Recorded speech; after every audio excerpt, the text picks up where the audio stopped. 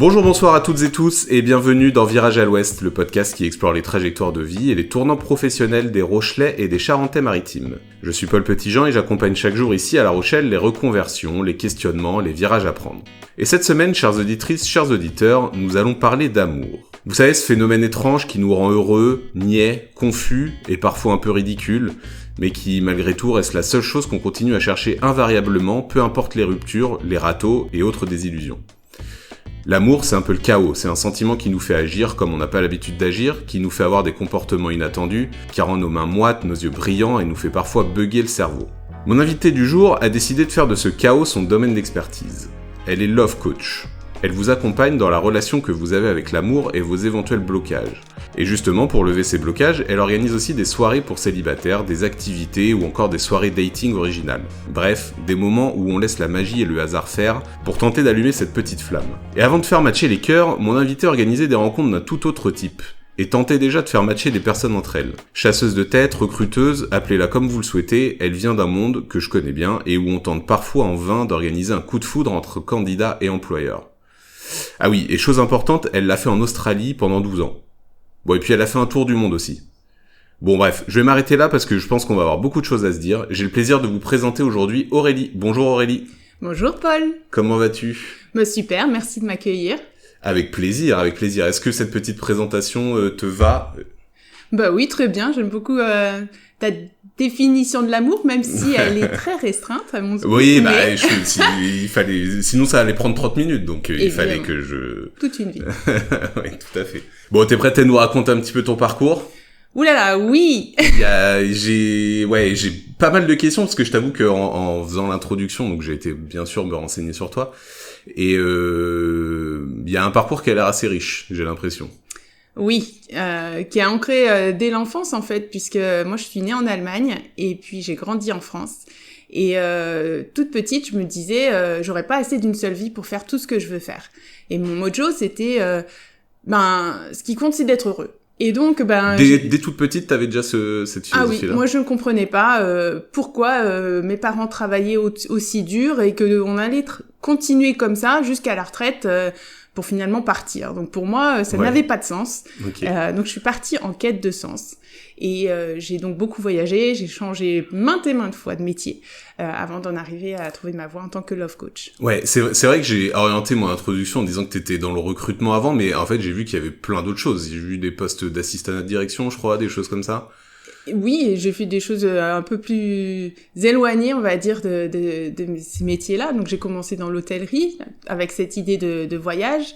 Puis, ça m'a amené à Genève où j'ai travaillé pour la Croix-Rouge internationale.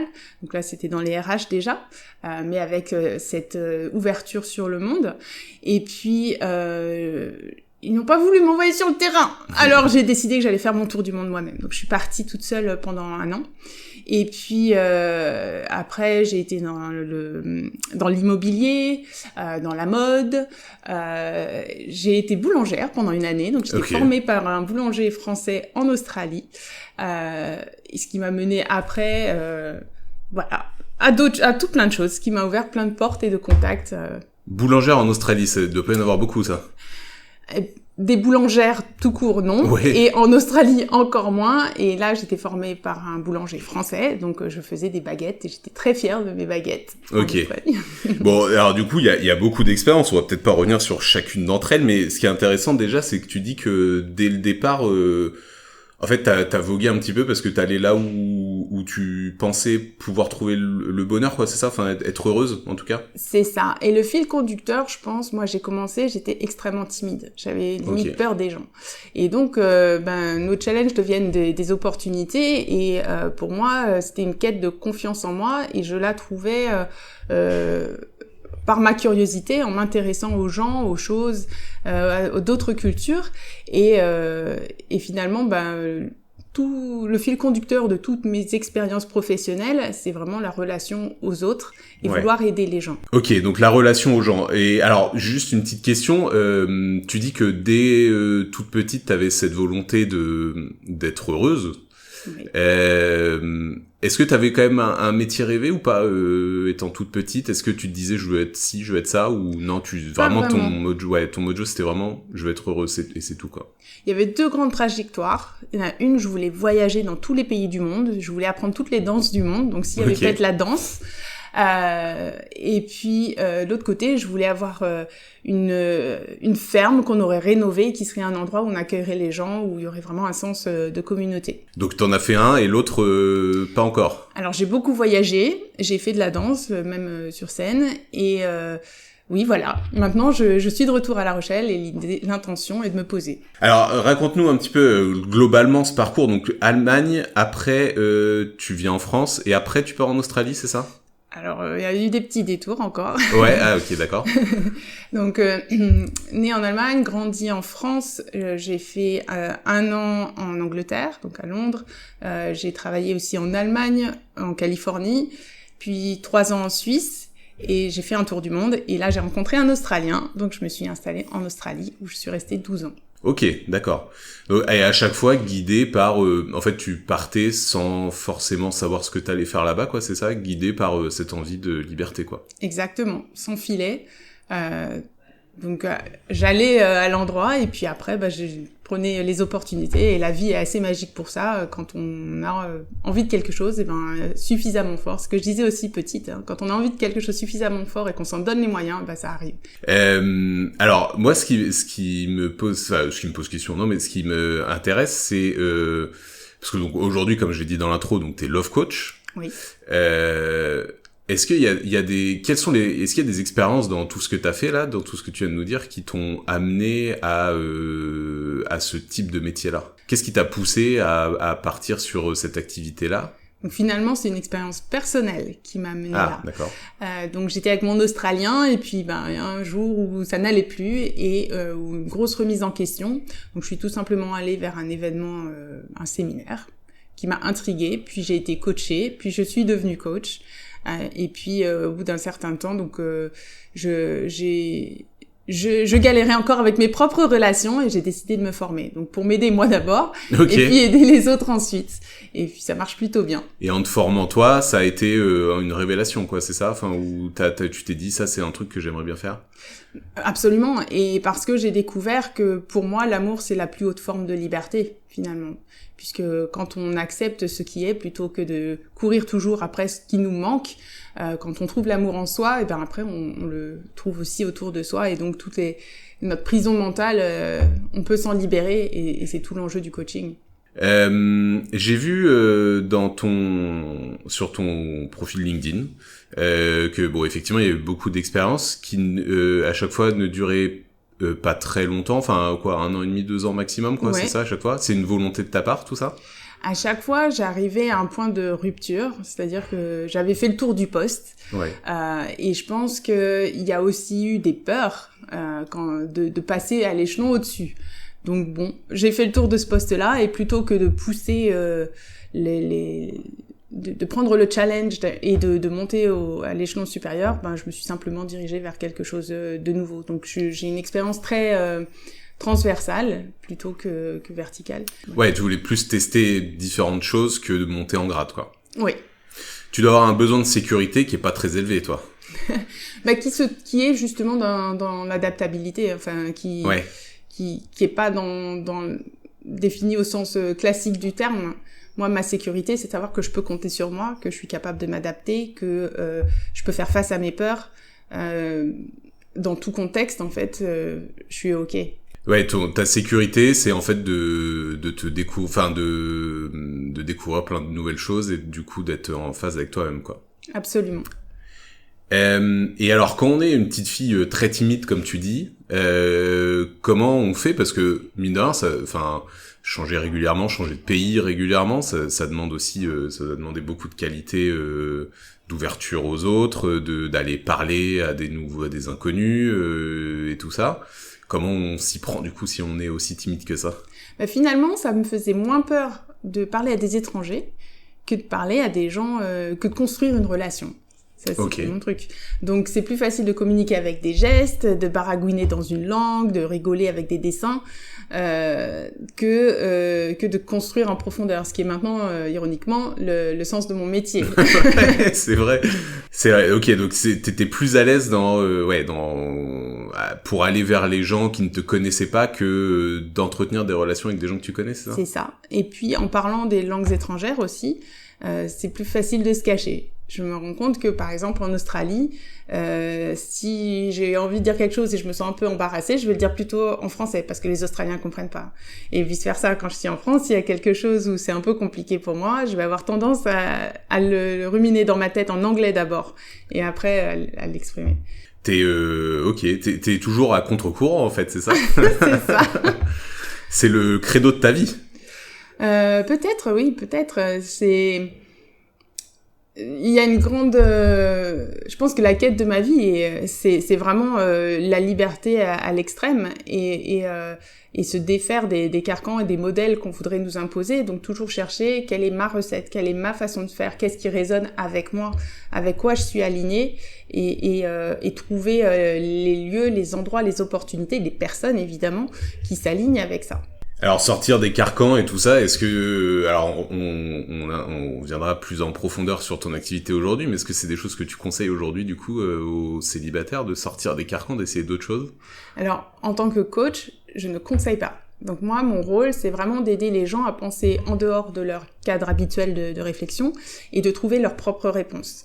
Donc oui, je vais les challenger à aller voir en dehors de la boîte, mais après, c'est libre à eux de choisir qu'est-ce qui résonne le plus avec eux.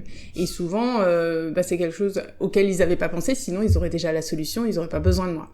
Donc oui, je les encourage à voir au-delà, mais ça revient toujours à eux et se connaître soi. La base, c'est vraiment se connaître soi. Donc, c'est la base de notre travail aussi.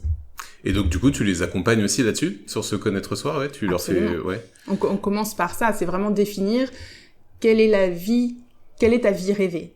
Quelle est la personne avec qui tu veux passer ta vie? Quelle est la personne que tu as besoin d'être pour vivre cette vie? Et c'est pas une question de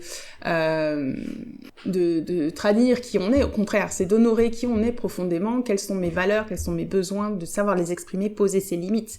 Quand on connaît tout ça, ensuite on peut évoluer dans le monde d'une façon différente et on regarde le monde différemment et du coup on voit aussi des opportunités différentes. Et ce qui est absolument bluffant à chaque fois avec mes clients célibataires, parce que je coach aussi des couples, mais pour les célibataires qui rencontrent leurs partenaires à un endroit où ils vont tous les jours depuis 5 ans, enfin, et qui n'avaient jamais vu l'autre personne parce que ils regardent le monde à travers des lunettes sales, j'ai envie de dire. Alors que quand on fait le coaching, c'est finalement nettoyer les verres de ses lunettes et regarder le monde autrement, donc s'ouvrir à de nouvelles opportunités, de nouvelles personnes. Ouais. Et du coup, quand tu conseilles des couples, c'est aussi se connaître soi-même, mais soi-même en dehors du couple aussi. Je suppose qu'il y a ce volet-là. Ouais. Oui, alors en général, je coach une seule personne sur les deux, même si elles sont en couple, okay. Parce que l'idée du coaching, c'est vraiment un processus où il faut être totalement engagé dans la démarche. Et souvent, quand les gens vont voir un conseiller, il y en a un qui tire l'autre quand même chez le conseiller. Ouais. Donc là, on travaille avec la personne qui a le plus envie de travailler dessus. L'idée, c'est que quand on se connaît soi, qu'on exprime ses besoins, qu'on se comporte différemment dans la relation, ça vient changer la dynamique. Et l'autre commence à répondre d'une façon différente.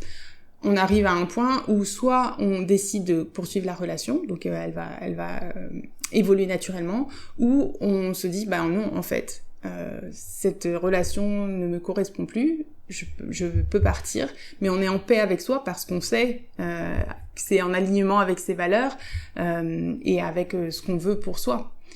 Ça n'a rien à voir avec si l'autre est une bonne personne ou quoi. C'est vraiment, on dit une relation, c'est pour une raison, pour une saison ou pour la vie. Donc chaque relation nous apporte son lot de blessings. Je vois ce que tu veux dire, j'ai pas le mot en français, mais... C'est cadeau, quoi, en quelque sorte. Ok, alors justement, venons-en à cette activité-là, parce que déjà, ça a l'air de te faire vibrer, effectivement, vu comment t'en parles. Alors justement, comment on en arrive? Alors tu nous as dit tout à l'heure que donc c'était suite à toi-même donc une histoire voilà que t'as été donc suivre un programme de formation, un programme de coaching. Oui. Donc je suis d'abord allée en tant que participante à un séminaire, puis j'ai été coachée et ensuite j'ai fait une formation d'abord en PNL, donc programmation neurolinguistique. En gros, les petites histoires qu'on se raconte dans notre tête et comment ça se transmet, ça se traduit dans notre comportement. Et puis après, j'ai fait une formation de coach. Voilà, avec des cas pratiques, avec un suivi régulier. Qu'est-ce qui t'a fait dire ça c'est une activité qui est faite pour moi? Parce que j'ai eu la chance de le vivre et de voir l'efficacité en fait. Okay. La discipline de coaching, elle est ancrée dans le présent et c'est une dynamique qui va vers le futur. Donc là où la psychologie va voir le pourquoi, on va gratter vraiment beaucoup le passé et les histoires et là. Le coaching regarde, ok, on est conscient de ça maintenant. Où est-ce qu'on veut aller? Quelle décision je prends à partir de là? Et évidemment qu'on va aller voir quels sont les vieux schémas, quels sont les vieux blocages. Mais l'idée n'est pas de rester là-dedans, c'est vraiment de les utiliser comme un nouveau super pouvoir pour nous propulser vers la vie qu'on veut. Donc moi, le coaching, c'est vraiment un outil très puissant et très méconnu en France. Et quand je suis rentrée en France il y a un peu moins de 2 ans, la difficulté, c'est qu'ici, les gens ne se tournent pas vers un coach, alors que dans les pays anglo-saxons, où on a peut-être moins d'aide de l'État, des associations, des choses comme ça, les gens sont obligés de se prendre en main et ils ont des coachs pour tout finalement, que ce soit pour les finances, perdre du poids, ranger ses placards, l'amour évidemment. Donc c'est vraiment un outil qui permet d'aller vite et loin. Parce que on va pas juste en surface, on va quand même aller voir en profondeur qu'est-ce qui bloque ou qu'est-ce qui permet d'avancer. Après, si je peux me permettre de donner mon avis, je pense qu'il y a aussi en France, il y a aussi une mauvaise image parce que il y a beaucoup de gens qui sont incrustés dans ce truc de coach et puis qui vendent des formations qui ne valent rien sur Internet. Là, et puis c'est souvent malheureusement ceux qu'on voit le plus. Qui se disent coach de vie en donnant des leçons en disant regardez j'ai derrière moi une grosse voiture, si vous voulez la même suivez mon exemple, etc. quoi. Absolument, mais c'est pour ça que j'ai rejoint le MCC qui est une fédération de coachs et avec le MCC l'idée c'est vraiment de professionnaliser le métier, donc de mettre des garde-fous autour du métier, donc donc on a quand on rejoint le MCC c'est qu'on a une formation reconnu, on est assuré, on est supervisé, enfin voilà, c'est bordé pour que justement les gens qui choisissent des coachs de l'EMCC ou notre fédération ont quand même une formation. C'est pas juste moi j'ai vécu ça et c'était génial donc tiens je vais te montrer comment faire. Non, il y a bien plus que ça évidemment. Ouais, ok. Et alors du coup donc tu te formes. Alors t'es encore en Australie quand tu décides de te lancer là-dedans? Parce que donc ton coaching tu l'as vécu en Australie? Oui. J'ai commencé à coacher en 2016, donc en Australie, en parallèle de mes autres métiers en fait. Okay. Donc j'ai lancé mon business là-bas et puis on and off. Enfin c'était. Ouais, t'étais pas toujours. Enfin t'étais à mi-temps quoi. T'étais pas à 100% sur le truc. Voilà, c'était bon. Je faisais un job plutôt alimentaire à côté et puis même si j'ai eu des beaux postes vers Covid où j'ai décidé non là faut que je m'y mets à plein temps en fait et ça a bien marché et j'ai eu l'opportunité de rejoindre un réseau d'entrepreneurs BX Networking qui m'a vraiment boosté, qui m'a vraiment permis de créer un tissu avec les autres entreprises, de comprendre vraiment la dynamique de comment je promeux mon business, comment je trouve mes clients, comment je peux aider plus de gens en me présentant différemment et voilà donc ça fait presque 10 ans que je fais ce métier, mais spécialisé depuis 4 ans. Et tu es revenu en France depuis quand? Bientôt 2 ans. Ok, 2023. Ouais. Et donc, t'as continué ton activité malgré le retour? Alors, j'ai dû relancer en France parce que d'un point de vue administratif, c'est très compliqué. Et puis, compte tenu de la structure que j'avais, c'était plus simple finalement de recommencer ici. Et c'est pas évident, hein. La France, c'est pas évident. Hein. Alors justement, ça va être ma prochaine question, parce que c'est pas évident, parce que les gens que t'accompagnent, Il y a des différences de mentalité sur l'amour, que ce soit en Australie ou en France? Oui, mais ça, en termes de coaching, ça fonctionne pareil, puisque Okay. moi, j'impose pas une façon de penser, je travaille avec ce que les gens m'apportent. Donc, en termes d'outils, il y a pas de souci. En termes de trouver des clients, c'est un marché un petit peu différent, mais j'ai trouvé comment parler aux personnes qui en ont besoin et avec qui je travaille. La difficulté pour moi, ça a été vraiment le côté entrepreneurial, parce que le système français, l'administration française, pour moi, c'était extrêmement compliqué. J'ai vécu dans 6 pays différents et le retour en France a été le plus compliqué. C'est plus facile d'entreprendre en Australie Oui. qu'en France. Absolument. C'est la mentalité anglo-saxonne qui est un petit peu comme ça, non? Ah, complètement. On nous encourage à être proactifs, à trouver des solutions, à proposer quelque chose plutôt que de se laisser porter. Donc oui.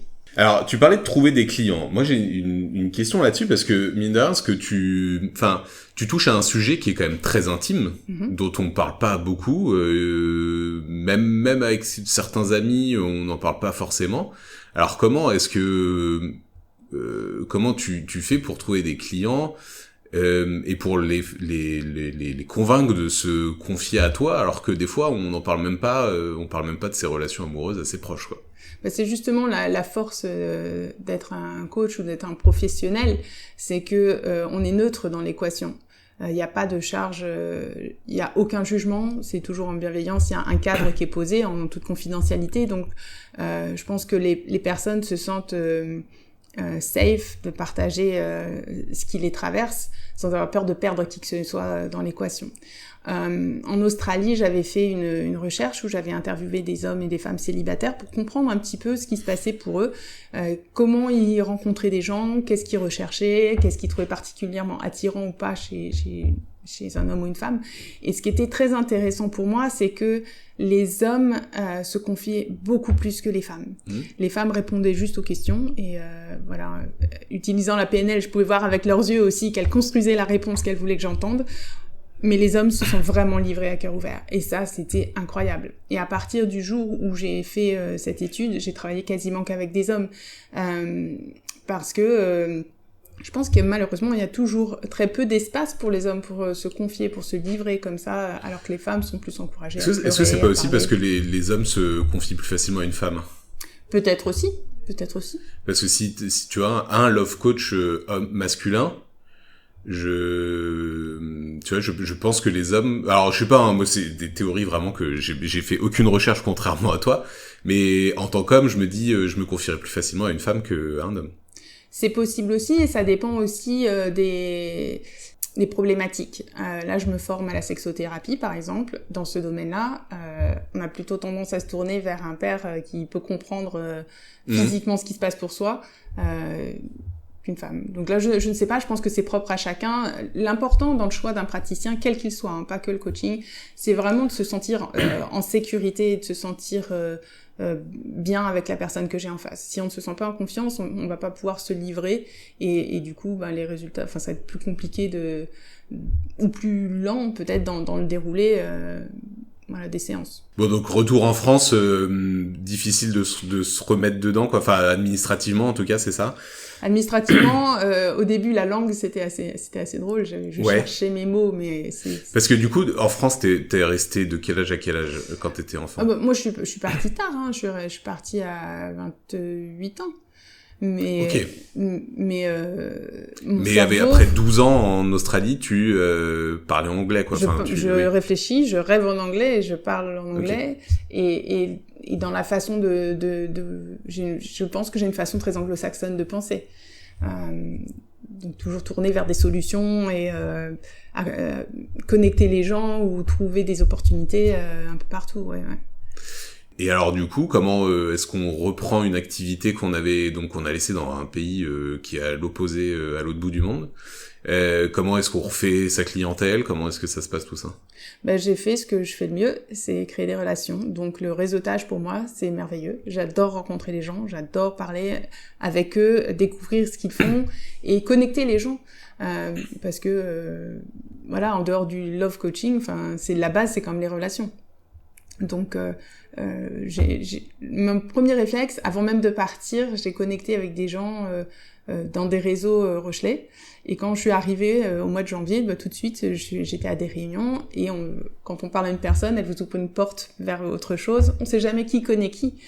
Et j'ai créé un réseau très très rapidement, comme ça. Et puis j'ai la chance aussi de danser la salsa. Depuis très longtemps, et du coup, pareil, réflexe, je vais danser la salsa, c'est une danse très sociale.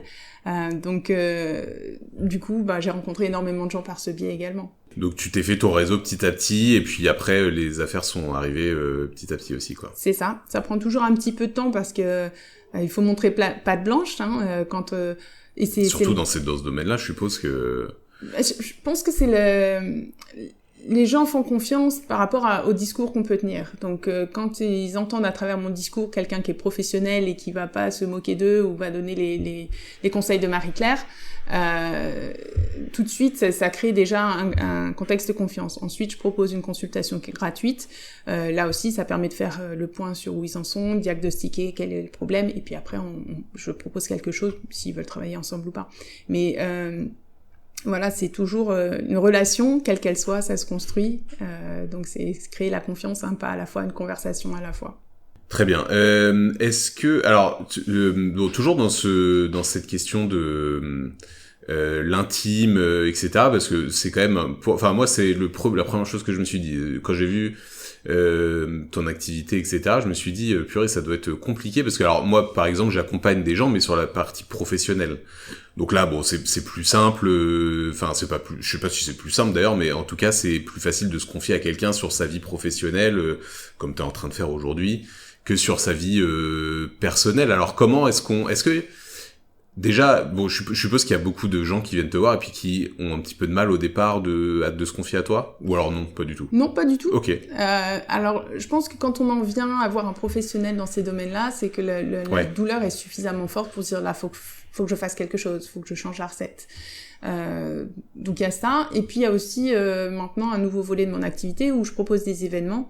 Et donc là, l'idée, c'est vraiment de se rencontrer dans un cadre détente autour d'une activité. Donc comme ça on se sent pas en danger en quelque sorte. On fait un quiz où on déguste du vin, où on fait du chocolat, enfin voilà, on parle pas trop de soi de prime abord, ça permet de prendre la température d'abord du contexte avec les autres célibataires qui sont là, mais avec moi aussi, de savoir est-ce que c'est une personne avec qui je me sens suffisamment en confiance pour parler d'autre chose. Et puis après, ça se...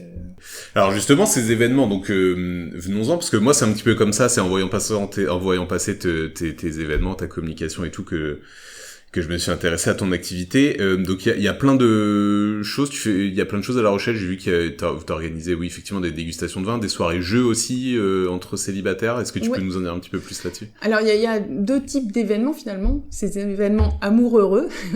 Il y a certains événements qui sont plus ludiques, donc du type quiz dating. Donc à chaque fois c'est des partenariats avec des entreprises qui sont déjà bien implantées à La Rochelle et qui veulent faire découvrir d'autant plus leur activité. Donc quiz dating avec la Quiz Room.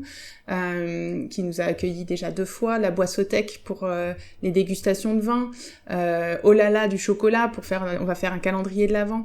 Donc là c'est des choses un peu ludiques où voilà, on se détend, on a au moins ça en commun d'avoir cette activité là. Et puis il y a d'autres événements où là on parle de relations plus en profondeur.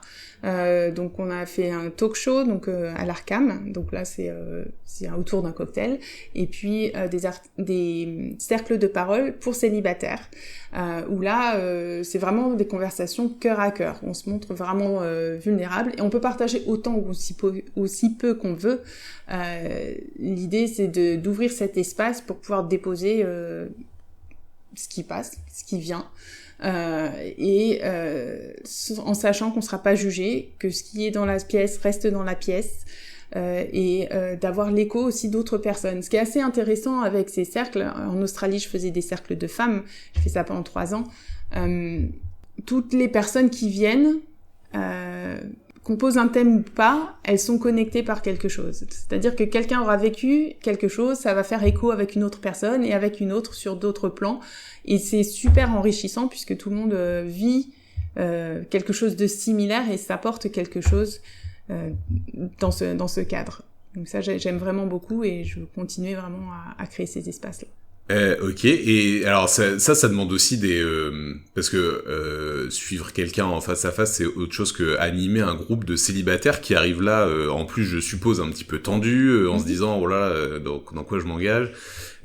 Ça doit demander aussi d'autres qualités d'animation, de d'étendre un petit peu tout le monde, etc. Est-ce que c'est des choses que t'avais déjà, tout ça? Mais je pense que je les ai acquises vraiment au fur et à mesure de mon parcours, parce que vraiment, hein, quand j'étais étudiante, je me souviens d'une fois à l'IUT où je devais donner un papier à l'administration. C'était je m'étais monté la tête, je m'étais dit bon, je vais m'habiller comme ça, je vais arriver comme ça, je vais leur parler comme ça, il va se passer ci. Évidemment, ça se passe jamais comme ça. Du coup, oh panique, mais qui je suis, mon Dieu, je suis bête.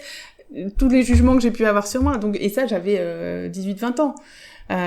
Donc le chemin que j'ai parcouru aujourd'hui, où c'est si facile de parler à tout le monde, c'est vraiment chaque expérience m'a construite. Chaque personne à qui j'ai parlé, chaque métier que j'ai pu faire, chaque pays que j'ai visité a apporté quelque chose qui me permet aujourd'hui de savoir qui je suis. Et je pense que c'est ça ma grande force, et ce que j'aime insuffler à mes clients, c'est quand on sait qui on est en sécurité. Enfin, moi, c'est mon truc à moi. Tout à fait. C'est aussi des techniques qu'on emploie, nous, dans le coaching, dans l'accompagnement professionnel, ouais. Mais tu dois connaître, parce que j'ai vu aussi que tu travaillais avec Excelia aussi à côté. Tout à fait. Donc moi, je coach surtout les étudiants qui cherchent des stages pour l'international ou qui travaillent sur la dimension internationale. Okay. Donc tout ce qui est outils de candidature, donc CV, LinkedIn et préparation aux entretiens. Voilà, donc et puis tout ce qui est interculturel. Voilà. Donc toi, t'accompagnes les gens dans tous les secteurs de leur vie, professionnel, personnel. Tout est lié. Oui, bien sûr. J'en suis convaincu, c'est clair. Tout est lié. Quand on est bien dans sa vie perso, ça se reflète dans sa vie pro, et quand on est bien dans sa vie pro, ça se reflète dans la vie perso, et on peut pas dissocier en fait nos relations personnelles et professionnelles. Et souvent avec mes clients, ils vont venir peut-être à une séance en disant oh là là, au travail aujourd'hui, mais quelle catastrophe, machine, elle m'a parlé comme ça. On va travailler là-dessus, puis ça va débloquer une croyance ou un schéma qui du coup va débloquer quelque chose dans la vie personnelle. Donc tout est lié. Ouais, ça c'est clair, c'est clair. Quand on est des fois, on pense ne pas être bien dans l'un des domaines, alors qu'en fait, c'est peut-être plutôt l'autre domaine qu'il faut travailler, et ça agira sur le privé ou le pro, quoi. Ouais, les deux s'alimentent. Ouais. Bon, si on revient un petit peu, non, on va pas revenir sur ton passé, mais en fait, moi, la question que j'avais, c'est aujourd'hui, ça fait 5-6 ans, c'est ça que tu fais ça ? Donc ça fait 10 ans en tant que coach et 4 ans en tant que spécialiste des relations. Ok.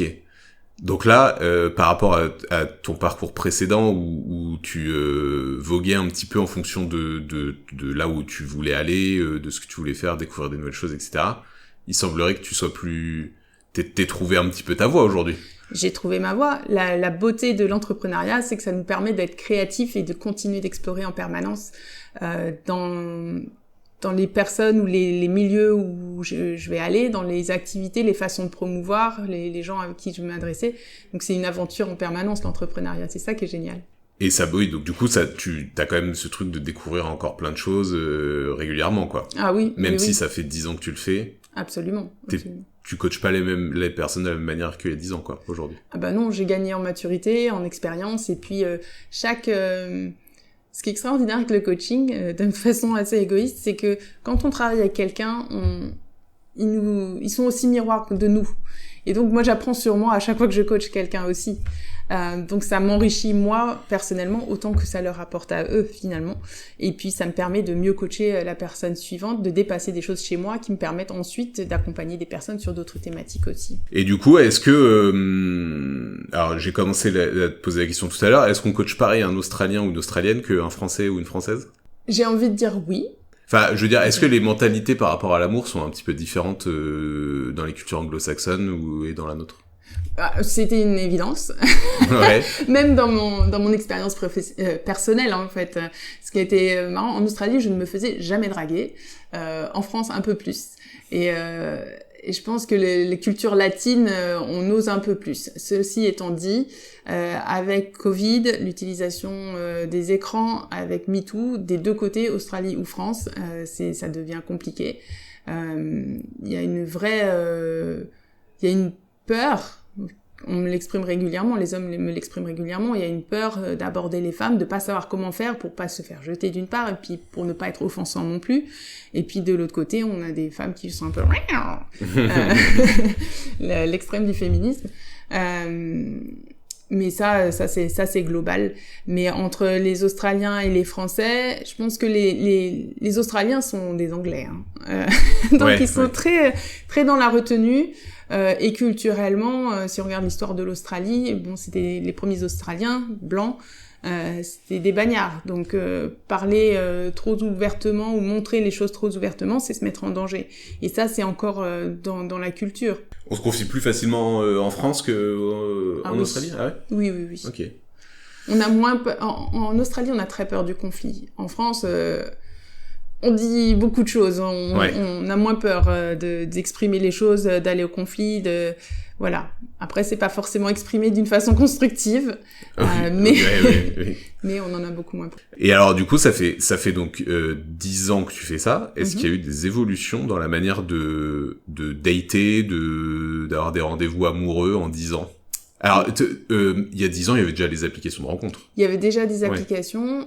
C'était plus sur la base de tests et de choses où on vous matchait, alors les mythiques, les respect, les trucs comme ça. Maintenant, les applications de rencontres, elles viennent biaiser les relations parce qu'il y a quelque chose de très consumériste maintenant dans les relations et très transactionnel où si tu corresponds pas au descriptif, bye. Et je pense que, enfin, les applications de rencontre, les gens qui les ont créées, c'est quand même des gens qui font du business. Donc, pour avoir du business, il faut qu'ils y ait encore des gens célibataires. Donc, il y a tout un truc d'algorithme derrière qui est plutôt biaisé. Mais il y a des gens qui se rencontrent quand même par application. L'application, il faut se mettre en tête que c'est un outil. C'est pas une fin en soi. Donc, pour bien l'utiliser, il faut se dire ok, cette personne-là a priori pourrait m'intéresser, mais quand on rencontre la personne en vrai, vraiment faire l'effort et la démarche de se rencontrer, d'apprendre à se connaître et pas juste faire une vérification de CV en gros, est-ce que tu corresponds bien à tout ce que tu avais mis sur ton profil. Et ce qui a tendance à se passer malheureusement avec cette illusion qu'il y a un puits sans fond de candidats. Et jamais de remise en question personnelle ou rarement si ça marche pas, c'est peut-être le point commun de tous ces trucs là, c'est moi, peut-être que je dois me remettre en question. Et est-ce que les gens qui viennent te voir viennent te voir souvent parce que justement ils se sentent perdus sur ces trucs là ou pas? Ils en ont marre des applications, donc les événements, ils sont très contents des événements pour ça, et ils sont très contents d'avoir mon point de vue aussi pour ceux qui insistent à utiliser les applications. Moi, je suis ni pour ni contre, hein, c'est un outil. On va regarder leur profil. Ce qui est intéressant pour moi, c'est pas tant comment si. Ce qui est intéressant pour moi, c'est comment ils se présentent, mais pour les comprendre eux, comment eux se perçoivent eux, qu'est-ce qu'ils veulent montrer, qu'est-ce qui est important pour eux. Ouais, si ça correspond à qui ils sont, quoi. Ouais. Si leur profil correspond à qui ils sont et qu'il n'y a pas... Parce que forcément, si on met un profil qui n'est pas nous, on va attirer les mauvaises personnes, quoi. Absolument. Oui. Et puis leurs critères aussi de sélection. Donc voilà, comment ils choisissent une personne, ça parle plus d'eux-mêmes finalement que de la personne en face, puisqu'on la connaît pas à ce stade-là. Tout à fait. Et tu les conseilles sur les premières accroches, comment accrocher, parce que ça c'est aussi un truc... tu parlais tout à l'heure de consumérisme, des fois il y a aussi, si il y a pas la première phrase qui va bien, c'est poubelle direct, quoi. Alors moi je suis pas coach en séduction, je suis pas Hitch. Ok. Je suis pas Hitch, je ne souffle pas à l'oreillette, je ne vous dirai pas quoi porter. C'est vraiment le travail de fond en fait le plus important. Si je me connais moi, si je me respecte, je connais mes limites, je vais aussi parler à la personne d'une autre façon. Que si je suis tout le temps en insécurité, que je cherche tout le temps la petite bête, de toute façon, quoi que dise la personne, ce sera jamais la bonne phrase ou ce sera pas la bonne intonation. De toute façon, je sais ce qu'elle a dit, c'est ça qu'elle a voulu dire.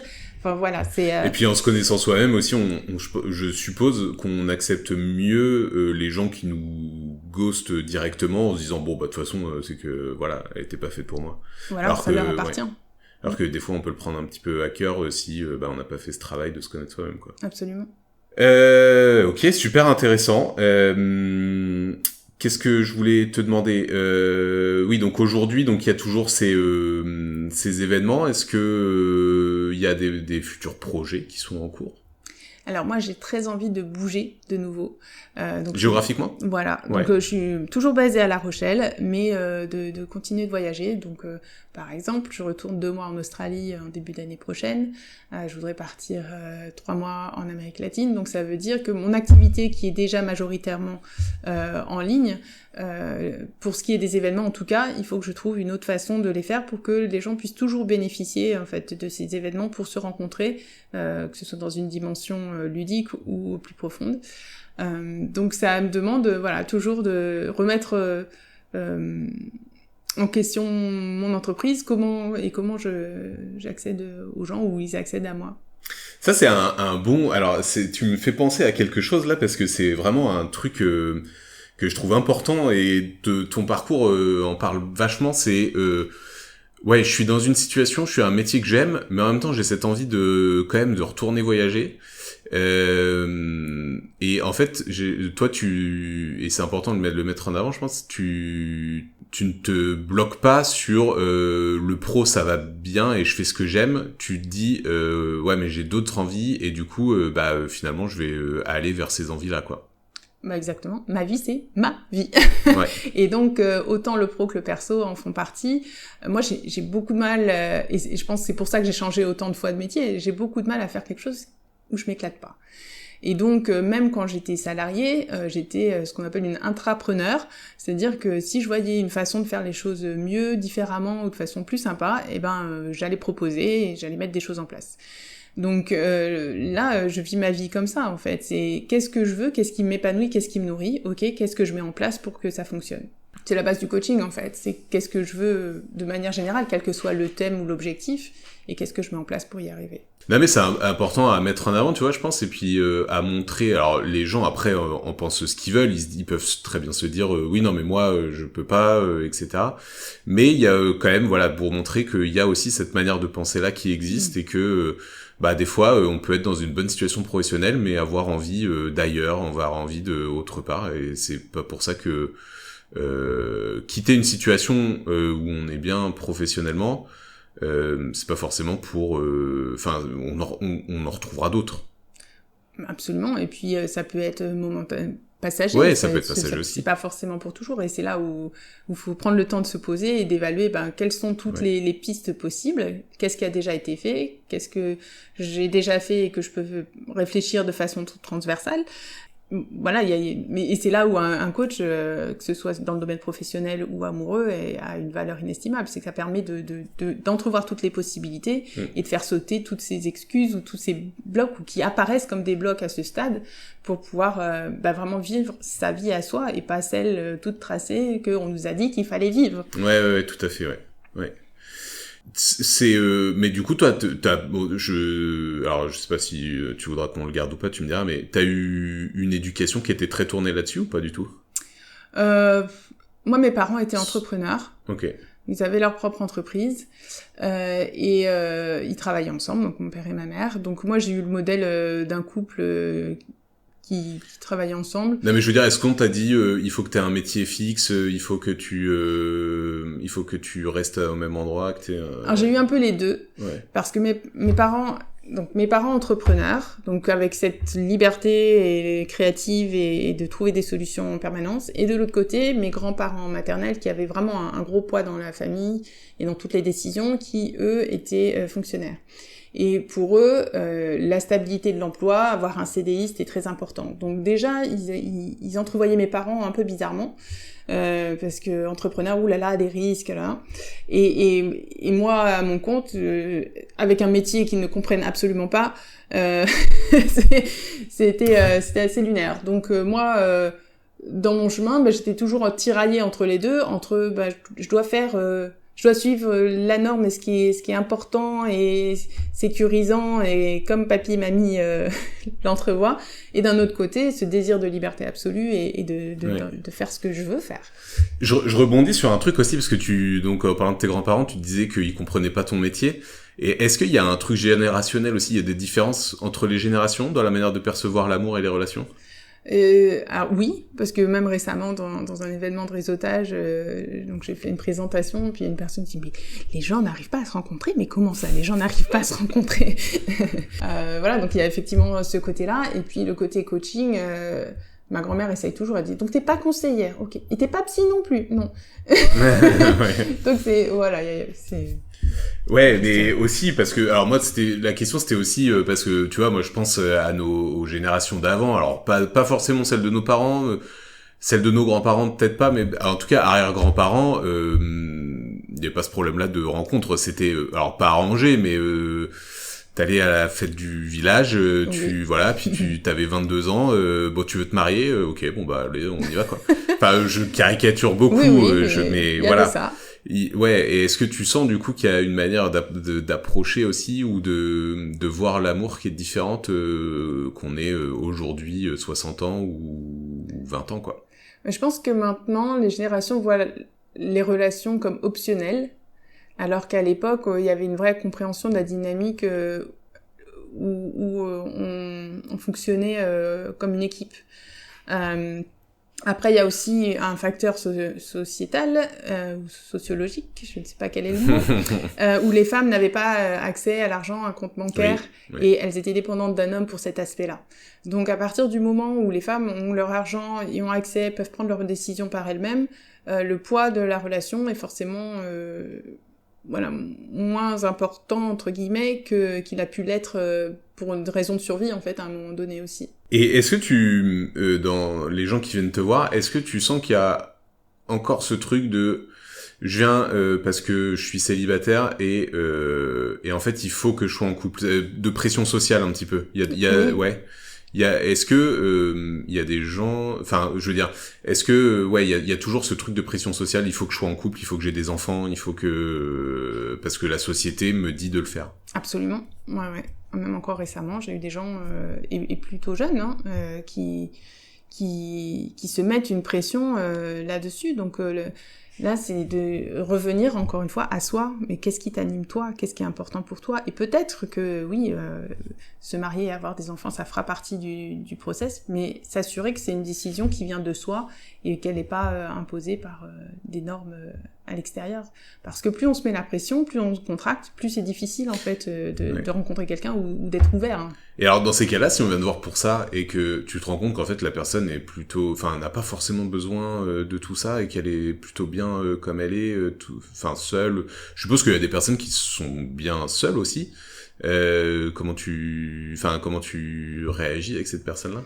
On va travailler sur d'autres sujets. En général, quand même, l'homme est, j'allais dire, un animal grégaire.